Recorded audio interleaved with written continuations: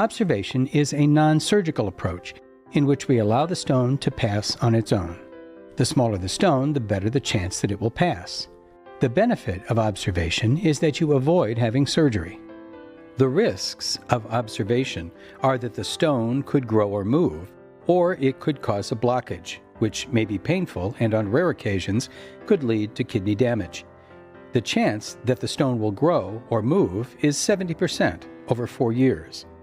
If the kidney stone passes without treatment, you may have a certain amount of pain and discomfort.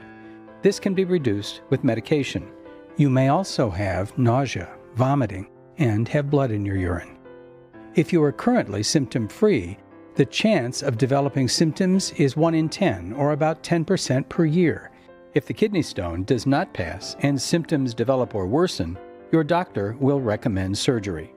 The surgical options for the treatment of kidney stones are shockwave lithotripsy, ureteroscopy, and percutaneous nephrolithotomy.